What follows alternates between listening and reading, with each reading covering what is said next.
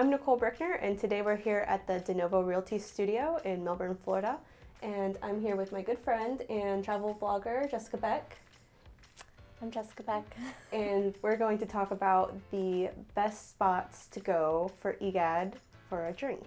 I said that weird. Yeah, that's okay. That's okay. Do you want to take it away? You can't go have a drink in Eau Gallie without going to Intracoastal. It's like one of my favorite breweries in the world that I've been to. I love Intracoastal. Their beers are always really good. They're like really creative. They drop new ones all the time. I think it's every other week, and you can buy them in the can. Yeah, you can buy them in cans and bring them home too, and also get growlers and stuff like that. And there's a food truck there that's all the time. That's really good. Super popular. It's the Bearded Chefs. Mm-hmm. Yep, that's the one that's there right now. I was there for, there was like a music festival last week, and they had like a poke bowl one there too. 3, 2, 1, so poke. Yes. Poke. I know.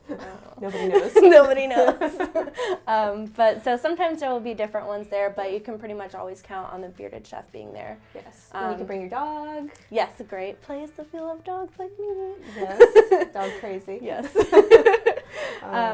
But yeah, so Intracoastal is a great place to grab a beer, and they have live music and stuff too sometimes. Another one that I really like is, I call it the barbershop bar, but it's called Traditionals, and there is a barbershop there that you can get your hair cut at in the front, but there's also a bar in the back, and they have a really good collection of craft beer, and they have it in cans and some on draft. I like it because it feels like underground, maybe New York, kind of like skater, fun. I don't know, it's just something totally different than what you see in most places, in most bars. Yeah, definitely. It's like kind of dark in there, and they have like tech decks on the table and stuff. It's cool. Yeah. It's whenever I have friends visit from out of town, I always bring them there. That, and I think her name's Colleen. Yes, Colleen, the bartender. She's great. She is, and she's really good at listening to what you want and making recommendations, and they really have an awesome variety of beer, both on tap and in cans. Yep, and they have wine too. So They do, yeah, I've had wine there before. Me too. Then also one of the newest ones is the Lourdes Library. It's a new speakeasy, and it's really cool. You follow them on Instagram, and they post their book of the week there every week. And you go in and you find the book on the bookshelf, that's the book of the week, and you give it to them, and they give you your library card. Mm-hmm. It's like a $5 fee for it. You physically get a card though. Yeah. And it's like laminated. Yeah, and you can do you can pay $40 for a yearly card if you're going to go there a lot. Yeah.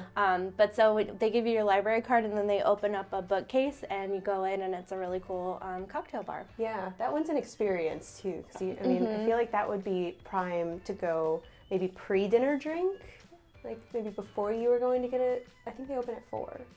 Yeah, I think they do open kind of early. I mean, pre or post dinner. I mean, you can't get food there, so don't plan on getting dinner there, but go before or after. And they're craft cocktails. Yes. Yeah, they're very good. Yeah. Mm-hmm.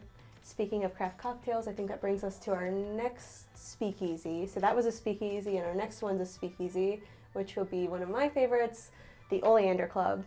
And I think they recently took away the reservation. Oh, that's nice. Yeah, maybe don't quote me on it, but I know for a while you had to get a reservation.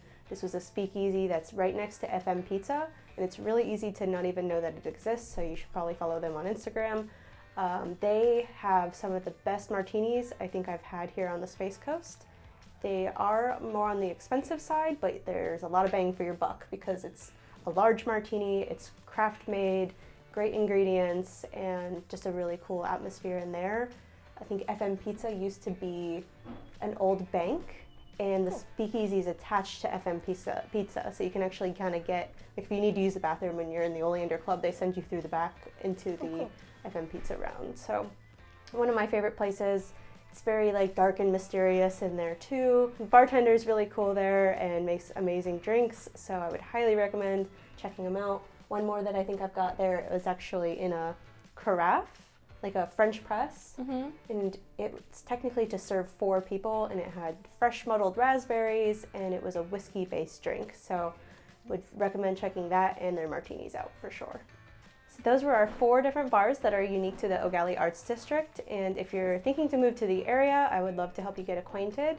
And you can follow me on Instagram at Nicole.Brickner, and my contact information will be below.